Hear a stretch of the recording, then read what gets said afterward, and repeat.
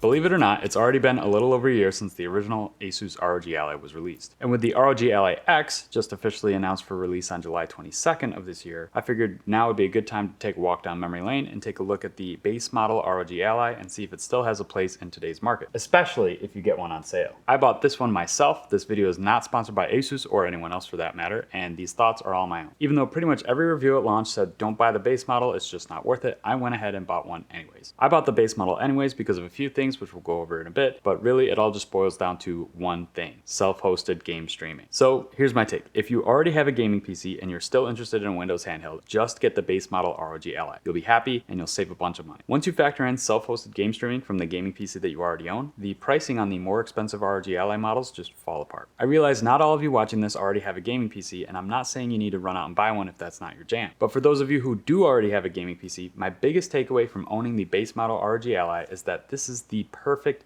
hybrid game streaming device that you can use to stream games from your gaming PC when your network connection is good, and then also play the games locally when your network connection just isn't cutting it. And here's why: because there's a few reasons that you might want to hybridize your gaming setup. There's price, of course, because you can settle on the cheaper model of the device and save yourself some money. There's performance, like the resolution and frame rate, which will be better when streaming from your gaming PC. And then there's battery life, because when you're game streaming on this device, you can run it in its lowest wattage silent profile, which saves a ton of battery, much more than you would get if you were running the game on the device itself. There's a couple other bonus reasons as well that I'll throw in later in the video. So let's crack right into it with my first point, which was pricing. So in respect to pricing, it's changed a bit since launch. At launch, the base model ROG Ally was $599 while the extreme model was just $100 more at $699. So at that time, for just the $100 price difference, it was natural for most reviewers to just skip past, ignore the base model, and recommend the Z1 Extreme. But since then, ASUS has actually lowered the price of the base model ROG Ally from $599 to $499, and it's actually been commonly on sale for $399 since Black Friday. So at $399 US for the base model, the pricing situation changes a lot. And I would definitely recommend the base model ROG Ally as the best bang for the buck at that price point. Now, my second point in terms of performance, neither the base model nor the Z1 Extreme model can really take full advantage of the excellent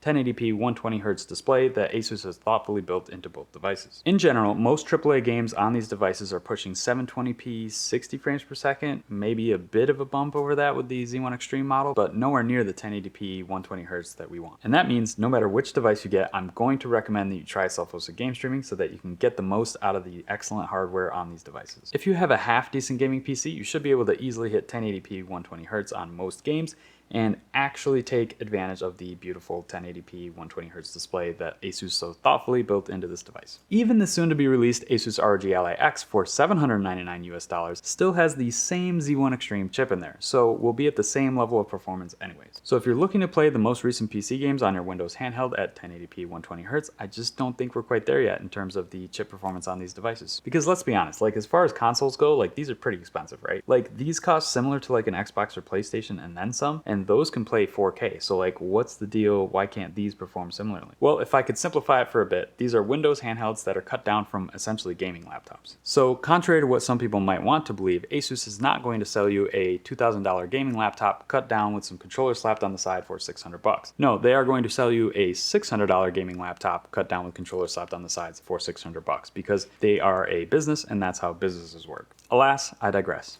And now for my third point on why you should hybridize your gaming setup and use this device as a self-hosted game streaming machine is battery life. So when it comes to battery life, what we're going to be looking at is basically the battery life of running the game on the device itself versus the battery life of using the streaming client on the device. Okay, so battery life on the base model ROG Ally. I would say it's decent. You know, when you're running a game itself on the ROG Ally, the 40 watt-hour battery depletes very quickly. You're lucky to get maybe an hour or a little bit, hour and change out of this thing. But when you're game streaming, that changes completely, because when you're game streaming, you can run just the game streaming client application, which is a very lightweight application on the device itself, and that means you can put the device in its lowest wattage silent power profile, which is going to sip battery, and I was getting more like 3, maybe 4 hours of battery life out of this with the game streaming. Well, with those points made, it's time to address the elephant in the room, which is why would I game stream on this thing if I can just game stream on my iPhone with a backbone controller or my iPad with an Xbox controller? Like, why the dedicated gaming device that I'm just going to use for game streaming? Doesn't it seem a little bit backwards, a little bit against the grain? You might be right to ask those questions, but after many, many hours of game streaming, testing on all different sorts of